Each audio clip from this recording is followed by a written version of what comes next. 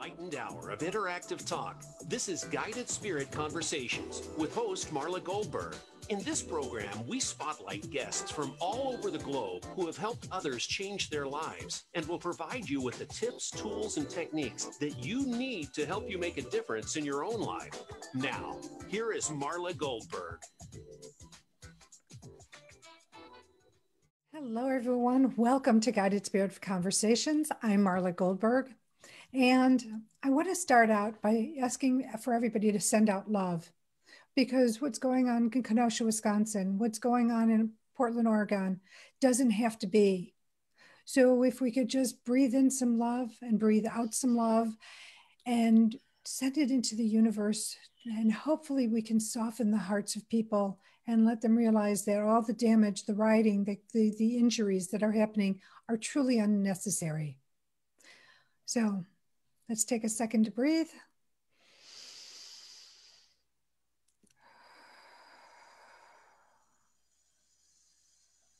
One more time. Breathe in love, breathe out love. And you can do this for peace, great health, whatever you want to do, bring it in and then share it with the world. And I'm going to share a very special lady with you today. And not only is she amazing, but it is her birthday. So let's welcome Pilar de la Luz, who is an Earth Keeper planetary worker, a true mystic, a poet, shaman, healer, spiritual teacher, and seer. Pilar was born in Colombia, South America, and her esoteric knowledge is anchored in the deep ancient Lemurian roots. She is a priest in the order of the Melchizedek and a Magdalene priestess of the living earth. Above all, Pilar is a storyteller, dancer, artist who joyously weaves in meditative ceremonies, breath, movement, touch, toning, ancient languages, and harmonics to awaken a heart-centered full brain function. Pilar has traveled extensively and is a mesa and pipe carrier, which I'm going to ask you about. And during her worldwide journeying, she has received many mystery school initiations, yoga, Sufi, Taoist. Her healing work includes harmonics. Through special activations she received 30 years ago from the Hathors during her first trip to Egypt.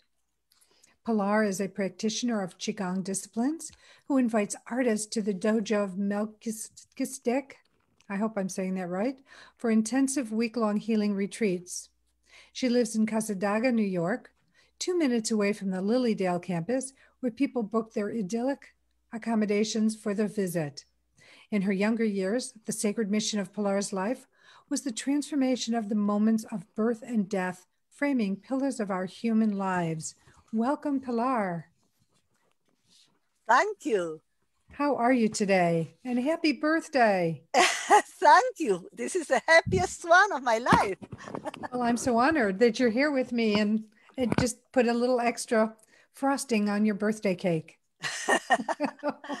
This is a very beautiful frosting. Thank you. Oh, my pleasure. Pilar, you have so many dimensions of what you do, what you've experienced, but how did you get started? When you were a child in Colombia, were you born with your abilities, or is this something that you just kept learning on your journey? Both ways. I think we come trailing clouds of glory, like your poet says. And I was a very aware child. I remember my father pacing around. I am about 2.5 years old. I was born during the Second World War, and he was tormented and talked about children in Europe. And I understood everything. I understood how Hitler, it was the Hitler inside of each one of us we had to work with. I understood the universe at that time completely. We children, and then we forget, I suppose. But yeah, well, I forgot completely and studied to be a social worker, specializing in group. I was a brilliant, oh, no, but then there was something happened, many things happened. In fact, I had a near-death experience before being born, when I was in the womb of my mother, because at that time, my father, who had like the same thing that Hermann Hesse had, my father is a great person and was actually a martyr, and there is a whole community in Colombia that carries his ideas, that is supported by the UN, and it's called Gaviotas. But my father was a follower of Gandhi, and at one point he left the world to go and join the poor people of the llanos, of the plains of Colombia, to stop the violence, to bring forth a reform, an agrarian reform, and he was killed. So he's a martyr. And anyway, I was only 9 when he was killed. But to get, and there is a group that carries his name in Colombia, which is Lawyers for Social Justice. So yes, I come from, because we all come from our ancestors and lines of great people before us. Anyway, he was put in a mental hospital, and I was 3 months before my birth. And it was a terrible tragedy, in the family. So I thought this is too much more than I signed for, because my mother started bleeding and they put her with the feet up for the last 3 months of the pregnancy. And I'm very grateful to be here, but I was an anesthesia child, and I was a child that as a child, many times I wasn't fully here.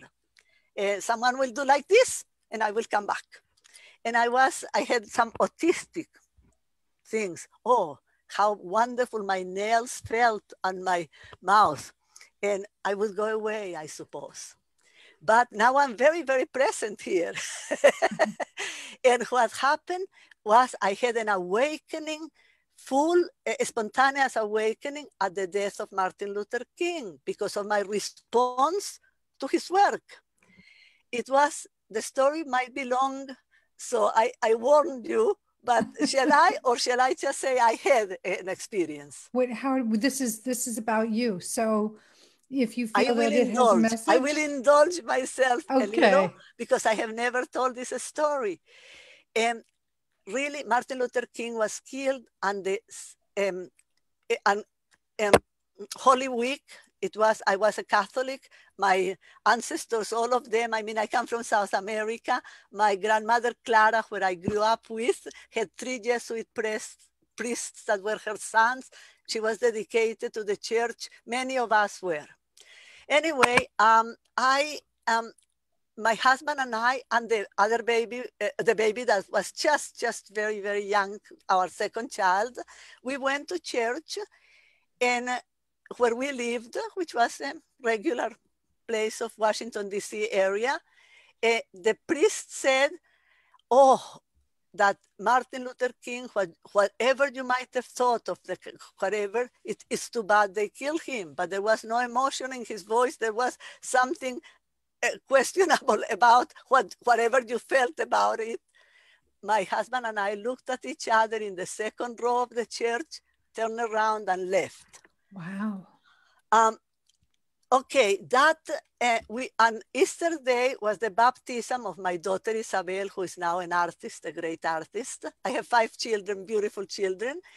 And we went to Aunt, I forgot her name, this aunt of my husband, that they had the most magnificent mansion in a place in Baltimore, and there was a celebration, and the family all coming for my child that was in the beautiful dress embroidered by love and a starch that had been the same baptismal dress generations before.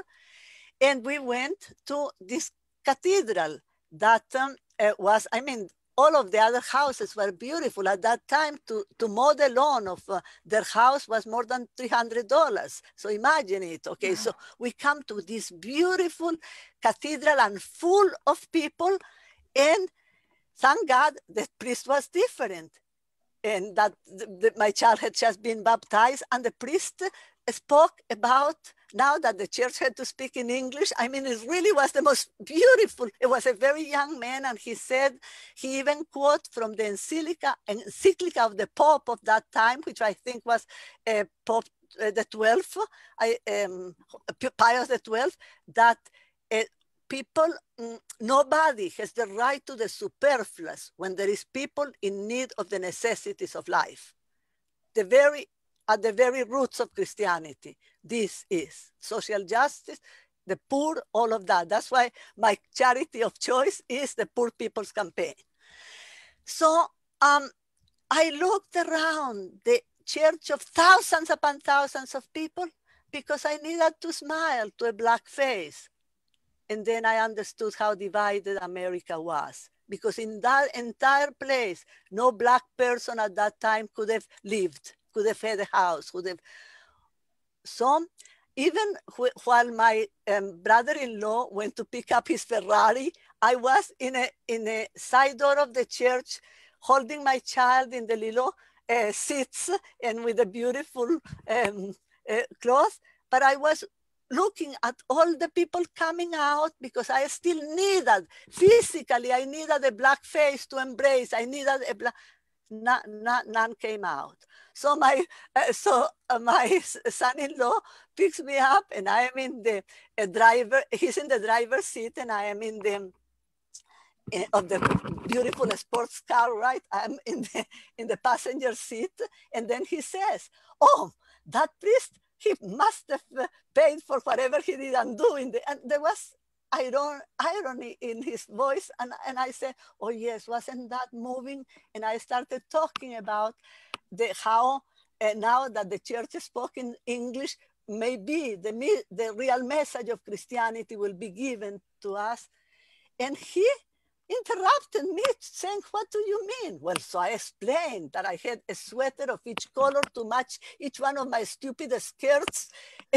And when there were people dying of hunger in the world, when I had studied to be a social worker and had worked with children with malnutrition and in places where there was poverty and illness and all. And then he disagreed with me, but he truly completely disagreed with me, because he said, no, but because, oh, do you mean, he said, that these people here should give you something? That's when I had started, no, the opposite. And I had told my whole soul, but he didn't agree with it. And then he told me his religion. And it was a straight capitalism to the perfection of what it will do and whatever. I listened, and I felt the strangest. We arrived at the house where with jelly beans and champagne, one aunt said that, oh, the Martin Luther, I think what the black people should do is like the Puerto Ricans have done in New York, to lift themselves up from their bootstraps or something. I was listening. I could not believe what I was hearing, because that was the people that I had been. I came from a small country, from a middle class people. Here, what I was listening to was the strangest thing, because I had, with my English that I was just learning, but I was very good at, now I had been listening in total reverence to these people, but that was not what life is about. So I don't think I said much more. It wasn't possible. You can only speak to people that have ears to hear.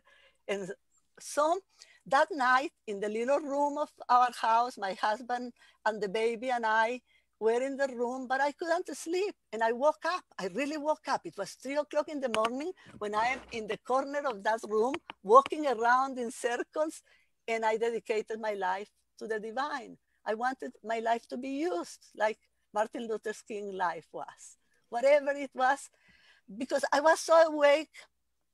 And I summarized it one time by saying a saying of Plotinus: it is not the absolute that calls upon you. It is you who can become present.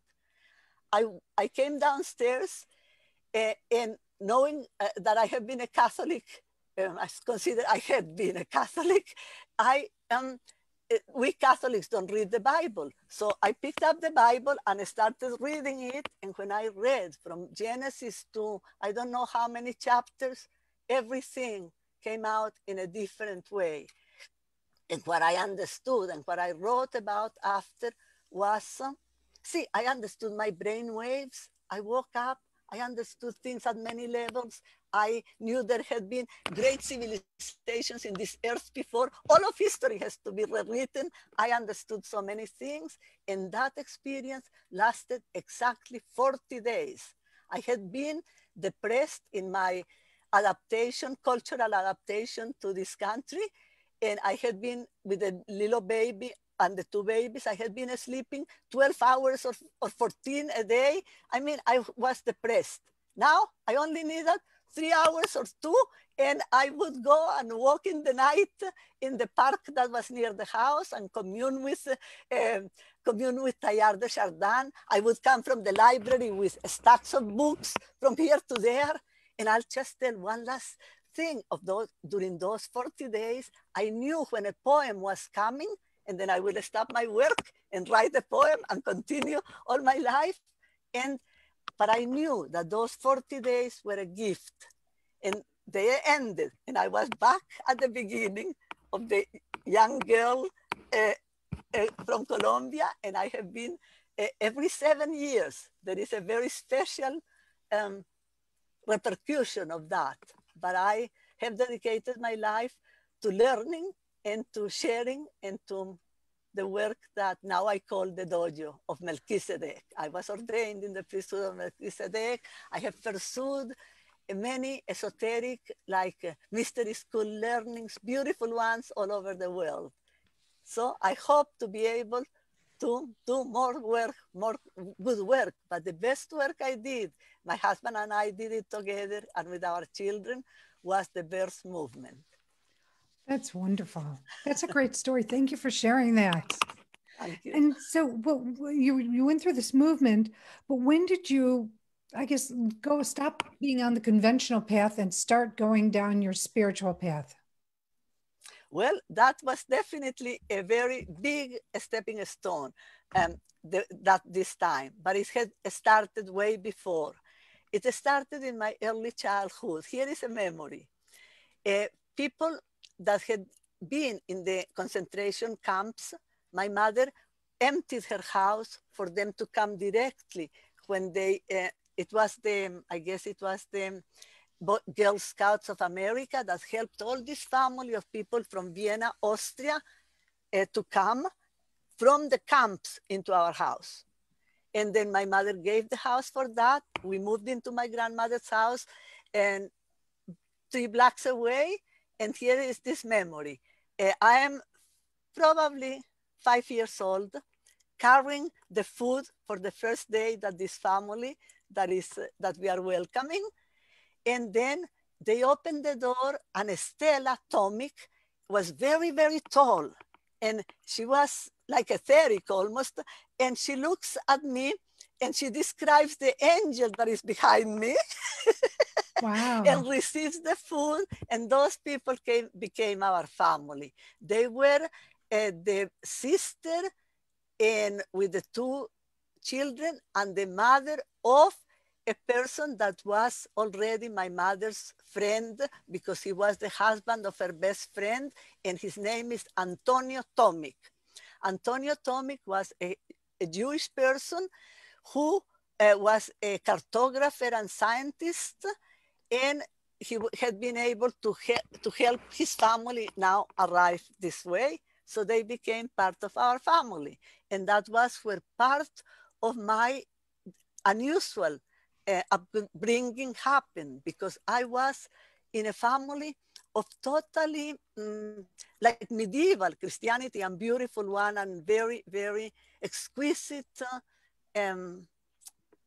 pillars of their society. But this was a totally different thing. Antonio would communicate with me as if I was a grown-up, and we would be walking, and he would be teaching me Esperanto, the universal language. Tra la mondo veni un novo cento. It is the first line of the hymn of Esperanto, which was a language created so there wouldn't be political overtones to it, and the Bible was translated, all the great literature.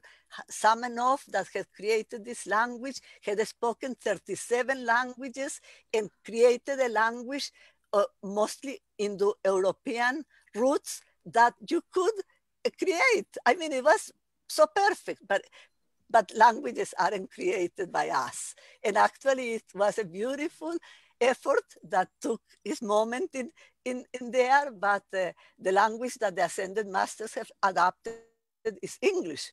And I love English. I had to learn that. And I understand it deeper than the people that take it for granted. I have a friend that is an archaeologist of language. So we stand on language and on history and on many things. But as a child, I was receiving direct mentorship from someone that actually incarnated for that purpose. When I was 15 years, I will tell you the story. Let's hold on one second. We have probably to do a break. We have to do a break, yes. So if you'll hang on out there, we're going to hear more from Pilar de la Luz and her fascinating background. All right, stay tuned. We'll be right back. Thank you. All right, we're all clear. Back in a couple minutes. Thank you. Wow. Antonio. Antonio's with you, isn't he? Well, yes. In fact, oh my God, can I go downstairs to get a picture that came out from, they painted Antonio in what you call spirit art. I have to get it. Hold on. Okay, very quickly. Very quickly. Be safe, please. Okay, well, Pilar is getting her picture. This is what happens on break. So you've just got me right now, and I'm just so happy to be here. So thank you for participating and watching this. And I send you all such love and gratitude for taking time out of your day and being a part of this podcast. If you have any questions for Pilar, you can feel free to give us a call at 888-346-9141. And here she comes with the picture. Wow. Can you see amazing. That picture? Yeah, I see it. The first year that I lived here, I lived outside of the campus of Lilydale.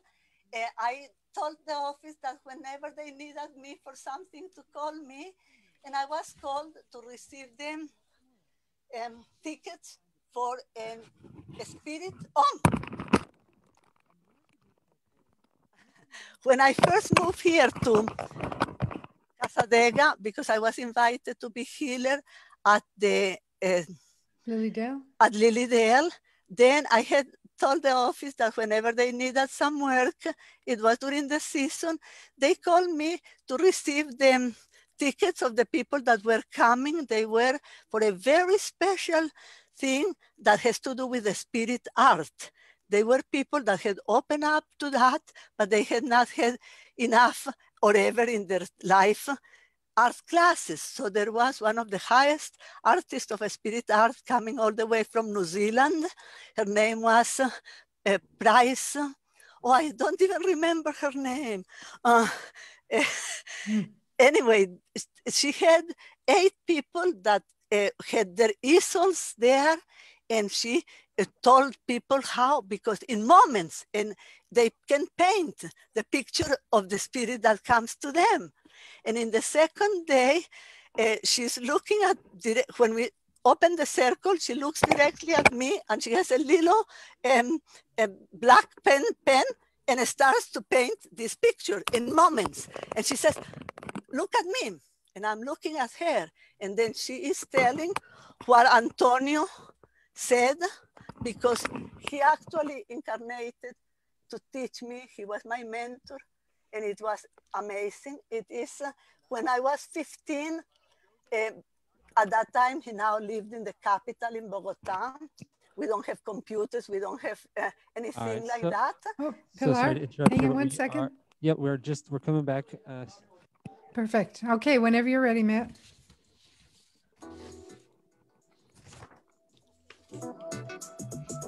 You are listening to Guided Spirit Conversations. To reach Marla Goldberg or her guest today, you're invited to call into the program at 1-888-346-9141. That's 1-888-346-9141. If you'd rather send an email, the address is guidedspiritconversations@gmail.com.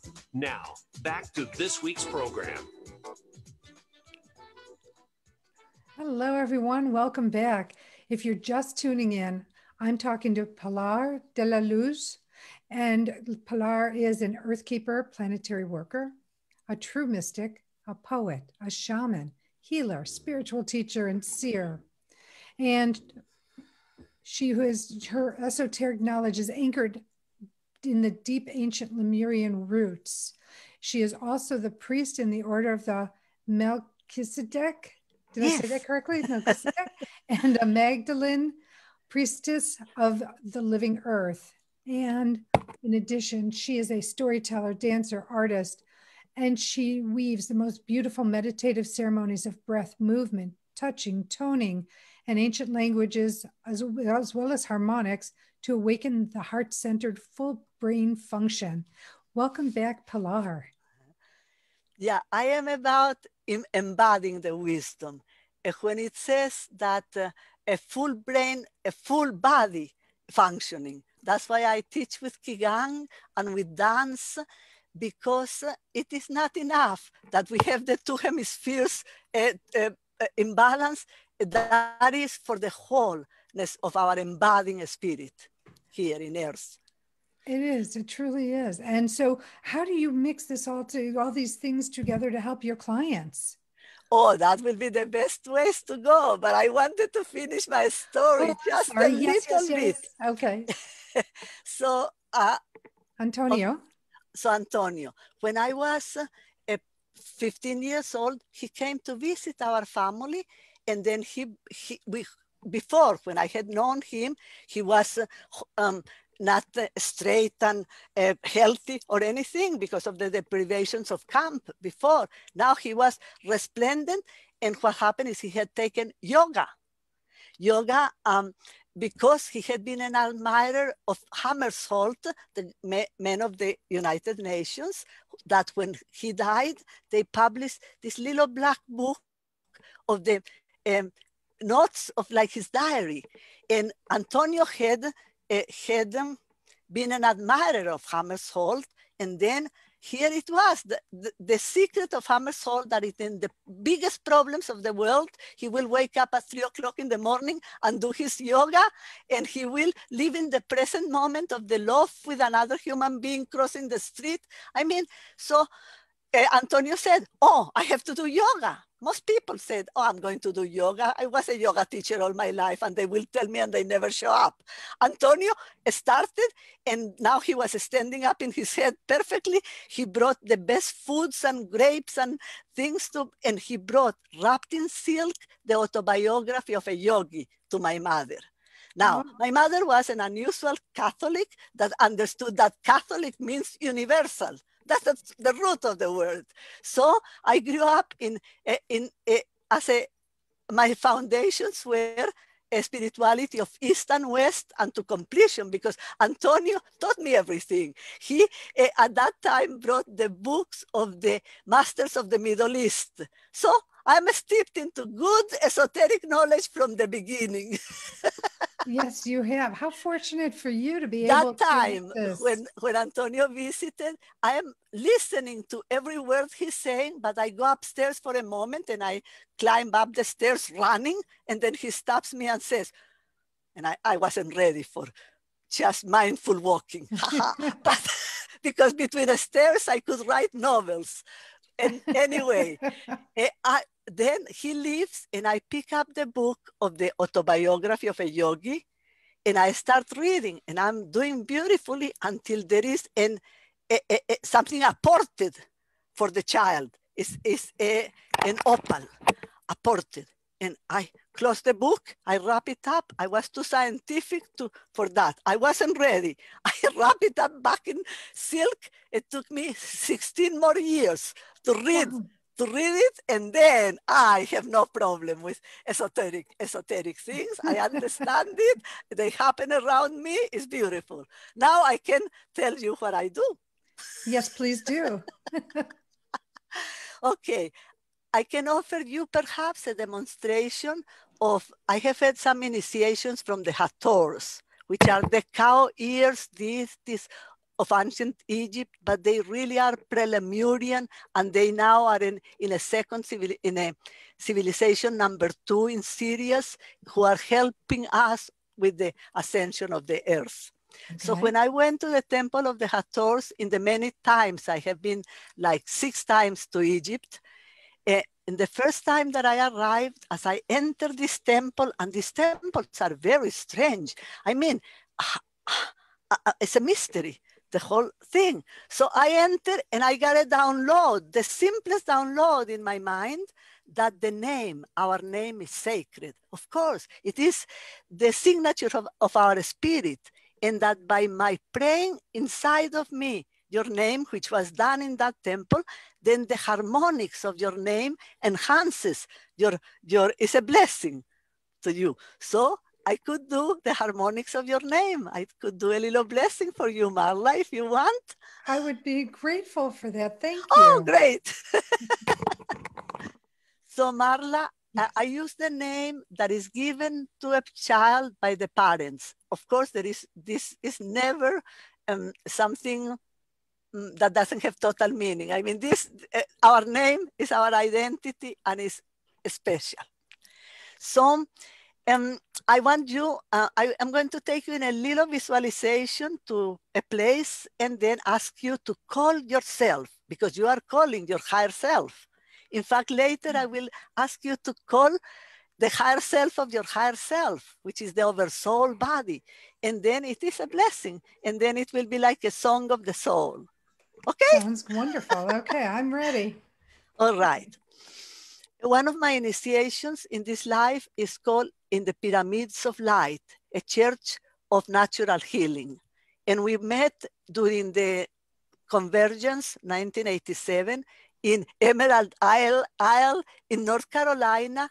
And this was where I got my Reiki trainings and many of my other trainings his name is Jarrell. Anyway, it's a beautiful church that used a lot of ancient technologies of prayer. So this is one. Okay.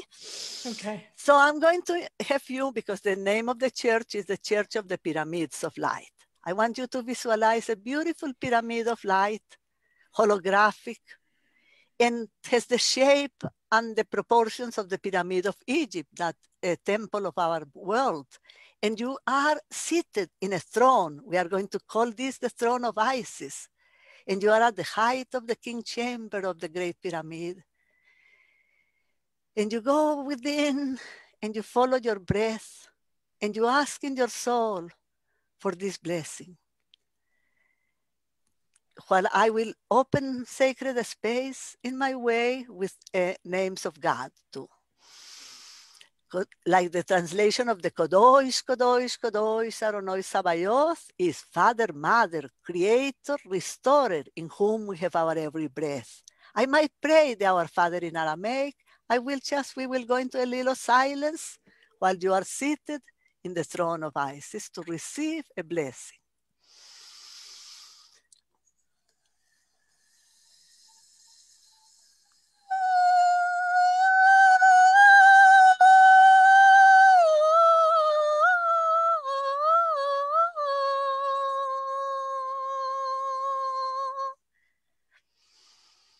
And dear Marla, I want you to call yourself with the name that was given to you at birth.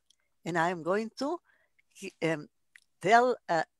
sing the harmonics of this name. I don't do it. It's just I pray your name.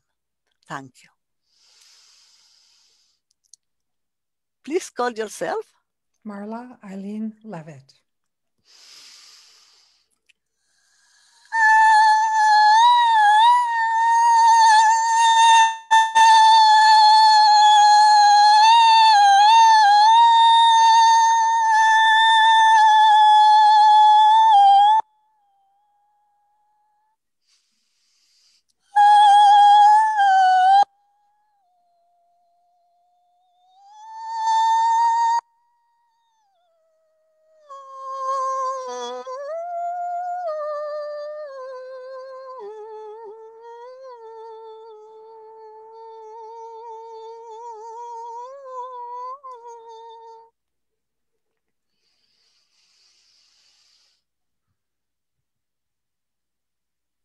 Marla, and I want you now to call your name again, to go to higher realms of the oversoul body. Marla Eileen Levitt.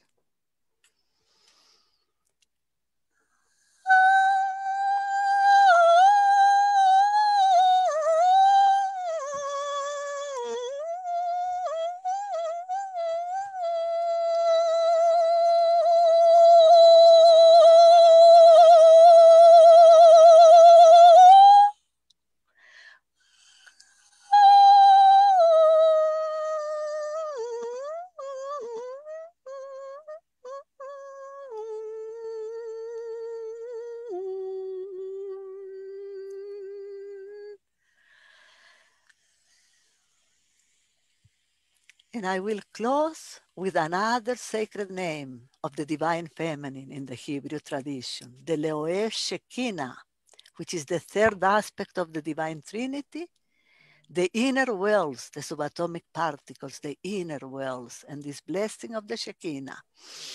Leoeh Shekinah, Shekinah Esh.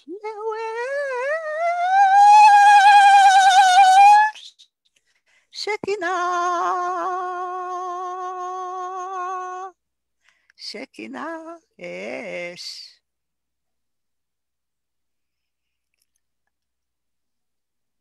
Amen, amen, amen, and amen.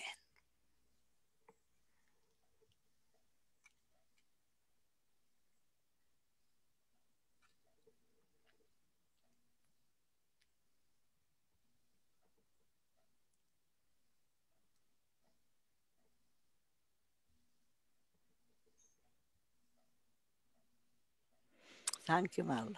Oh, thank you very much. That was fascinating. It's incredible. It's a very, I mean, a sound creates the geometries of light that make the matter. We are sound, we are light. That's what we are. We are light. And you are carrying the embodiment of the name. Oh, that was because of the biggest mystical experience of my life. That is extensively written about in my website. In my name is Pilar, because the name is very important. The name is very important, and Pilar translates into pillar. Yes, well, and when Columbus discovered America, see, my name is Maria del Pilar, and she is the matron of all of the Hispanic world, an apparition of Mother Mary to John the Apostle at the moment of her passing.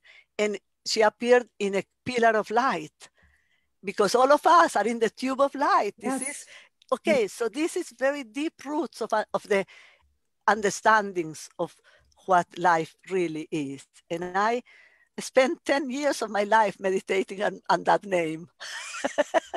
Well, it fits you. You are a pillar of light. We all have the pillar of light around us. We can call it in at any time. Exactly. And it can transform us. It can take us places. We can transmute, all in the pillar of light. Yes, yes, yes. Yes. That's so beautiful to think that. So your website, is it farnsworthproductions.com? Well, actually, that is inside of the other little thing that is Sis Talk, because for many years I had the beautiful website that my husband crafted, which is the Farnsworth one, but that was in the old ways of websites where nobody ever went. I have never had a company, never had anything. And then this year, on Earth Day, someone here that had come also to live near Lilydale was celebrating, or wanted to celebrate, the 50th year of Earth Day, and asked me to be one of the 10 presenters. We were going to do it as a real ceremony, but then the virus arrived and it was only a Zoom. But after the Zoom, a person that was the technical person behind, his name is Sigurd, a very beautiful name, Sigurd Anderson, who had for more than 30 years developed the proper ways of connecting. Then called me with great respect. Could he do this? And he put my little website inside of something that now is called, I guess it's called a blog. And that blog, so that's the one that you should give to everybody, because they will also find all my writings there. Okay, so we're going to go on break, but before we do, please check out Pilar at systalk.org/Pilar, Pilar. And we're going to go to break and we'll be right back. Thank you. Thank you. All right. Excellent job. All clear. Back in a couple. Thanks, Matt. That was fabulous. The That was toning you did. Thank you. Thank you. I can do experiential the whole time the next time, because toning, that is like dissolving our words, is much more powerful than the words. Toning is very powerful. It is, and you have got such great power in your toning. I mean, it is. It's not me. It's not me. Well, what they're using you as a vessel. Yes, absolutely. So vessel. Yes. You know, it gives a phenomenal. I mean, it was powerful. That works at the level of the DNA. There are many people in our world that is coming back. That was such knowledge in ancient times. That's what the Lemurian thing comes in. I don't know. I feel like I've had history with Lemurians. That's why you are doing what you are doing. Well, I mean, to me, it's very important to, like you know, we all want to be of service. We want to be helpful. We want to be able to, you know, help others' journeys so that they have beautiful journeys while they're embodied in a human form. And we're all just trying to get everybody there the way we know how, the way we're guided. To bring a spirit into matter. To bring the spirit into matter. I like that. Yes. And it's so true. It's not about disembodying. It's about embody. It's the incarnation, the mystery of the incarnation. That's so lovely. It's so nice. So this is, is there anything I'm not asking you about? Oh, are we in the air now? We're on the break, but because we're streaming on Facebook, they can see, you know, they can see and hear this. But when we come back, we're going to go into the charity shout out, and then we'll have a few minutes to talk about whatever you want to talk about. If you have a class coming up and you want to promote the class, we can talk about that. Yeah, this is the opportunity. That will be very good. Yes. Okay. Yeah. So it will be for the dojo, for what we are offering at the dojo. Perfect. All right, here we go. Coming back. Thanks, Matt. So we will talk dojo. You are listening to Guided Spirit Conversations. To reach Marla Goldberg or her guest today, you are invited to call into the program at 1-888-346-9141. That's 1-888-346-9141. If you'd rather send an email, the address is guidedspiritconversations@gmail.com. Now, back to this week's program. Hello, everyone. I'm so glad you've stuck around, but if you're just tuning in, my guest today is Pilar de la Luz, and Pilar is an energy keeper, planetary worker, a true mystic, poet, shaman, healer, spiritual teacher, seer. She is a priest in the order of the Melchizedek. Yes. Did I say that? Okay. And Magdalene, priestess of the living earth. She is a storyteller, dancer, artist who joyously weaves in meditative ceremonies with breath, movement, touch, toning, ancient languages, and harmonics to awaken heart-centered, full brain function, not even full brain, even full-bodied function. And so welcome back, Pilar. It's a lot. And full body is a lot more fun. It is a lot more fun. But before we get into that, we're going to talk about the dojo. It's charity shout out time. So dojo means the place of practice, because I'm a martial artist. I teach Qigong. That's the main framework of how I do all my teachings to people, because Qigong is very ancient. I teach a 6,000-year-old form called Earth and Heaven. And it is about that, about bringing heaven into earth. And I also then we do create dances from the soul. So it's very much, but it's very rooted in the teachings of Qigong. So with the dances, which is the Taoist tradition.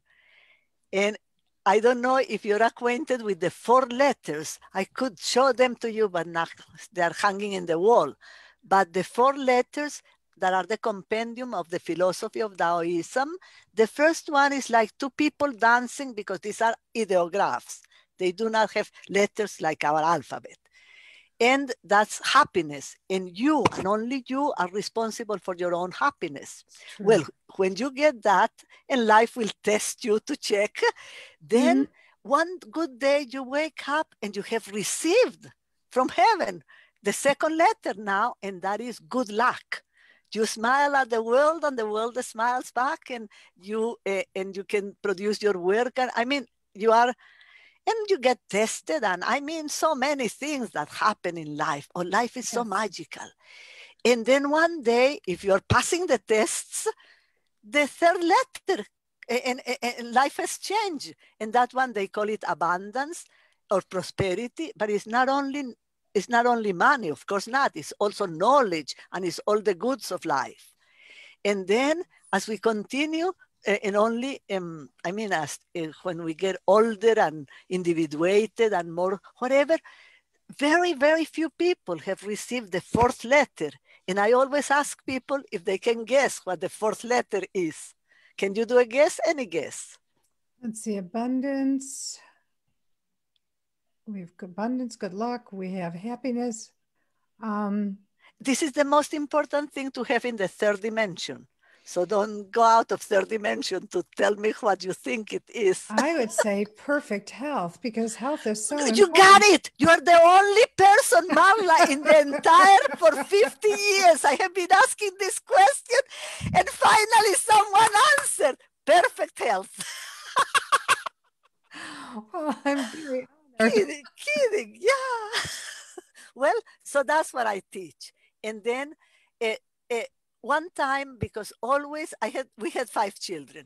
And then on Saturdays, I left the children and my husband and asked him to put all the dishes in the kitchen, because I went to teach yoga and Qigong, and sometimes an extended thing in a beautiful little park.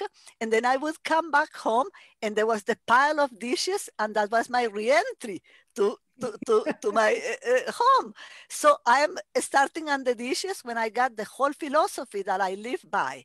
And it was, the body is the temple. The breath, life, be here now. That's all I need. And that is what I teach. That's beautiful. Now, do you have any classes coming up? Yes.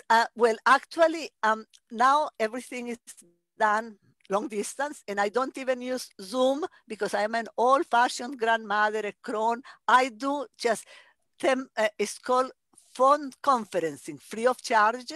And when people go to that CIS talk Pilar, they have the invitation for my central work, which is called, because all the things we do are prayer, and are prayers for the world. That one is called a holy quorum. Because in the ancient teachings, quorum is when 10 or more meet for the dual purpose of knowledge. Knowledge is very important. Yes. Knowledge and prayer. Yes. And our quorum groups are incredible. And then there is, we also do the Rosary for an Ascending Humanity every Monday at 9 in the morning. And on Saturdays, we have the Chintamani Guardians. This is a Chintamani jewel, and these are sacred. They are not stones, because they are they are not from the earth, but they are in the earth. Like I also have had many experiences with the crystal skulls, but our Chintamani Guardians or Chintamani Guardians group is on Saturdays at noon of New York time. Those are the main things I do, and then the retreats. And people choose to come to my home but they don't stay at my home. They stay in the beautiful places of Lilydale, and then they work at their own curriculum of transformation or of the finishing of their work, their art. And every day, of course, we do Qigong twice a day. And they learn much, and they try. Oh, it's a beautiful experience. The best kind of vacation a person can give themselves. And so to reach out to you for any of these classes, can they email you at Pilar, PILARDELALUZ @netsync.net? Yes, and NetSync is because that is when I moved here from Ohio, I needed to change my email, and that's the one of the telephone company. But I love the name because we need to come in sync. Yes. And that is what perfect. I teach. It's what you teach. So if you're interested in any of Pilar's classes, you can either look her up at SysTalk, that's SYSTALK.org/Pilar, PILAR, or email Pilar at pilardelaluz, PILARDELALUZ @netsync.net. Perfect. So wonderful. So people can learn about all you do, and they can participate and support you and learn from you, because you have so much knowledge and wisdom. You are just an amazing person who can share and help other people, because we were talking before I got on the show, how our purpose is to be of service and to be helpful, to help people in their lives, to raise their consciousness, to have them understand what spirituality truly means and what it is. And it really comes from the heart. It starts Absolutely, with love. Completely. And in fact, the vow in the priesthood of Melchizedek, which I offer it free to people to take this vow, to live by, is to teach and heal in a world in transformation and renewal. That is our vow. That is what we practice, and we need to practice in every breath. To yes. teach and heal a world in transformation and renewal. Thank you. I love that. That's beautiful. I'm going to write that down. That almost reminds me of, it's like a mantra that people should, and I'm not shooting on people. I'm not trying to shoot on people. So please forgive me. But I feel that it's something, if you repeat that, I truly feel it will give you sort of like that leg up that one needs, especially in challenging times like this year. Yes. This year has been very challenging for most of the people. Some yes. of the people, not as much, for whatever the reason. But in this particular case, this would be so helpful. So I love that. Can we say it one more time, please? Yes. The vow in the priesthood of Melchizedek is to teach and heal a world in transformation and renewal. Mm-hmm. We are co-creators with the divine. We are the boots on the earth here. We are the fingertips too. We are how God can come into this earth, how the divine can come. And there is no separation from the person and the divine. If you, I guess it's unity. Unity is beautiful. We are fractal. We are individual aspects of the divine. But we are fractals, just little fractal of the divine, but totally connected. And we are the ones here. And we are the ones to transform, to allow and to create a new earth. And the reality of it is we're all made from the likeness of God. That's in Genesis. And Absolutely. If we're all made in the likeness of God, we're all connected. Every being is connected. Totally. The net of light. The net of light. Oh, I love that.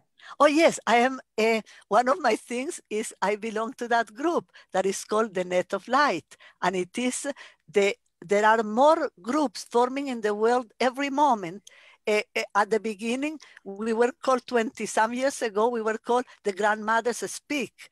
Look, check those up, because either Net of Light or Grandmothers Speak, check it out in the Google. I'm going to do that. I'm a beacon in the Net of Light.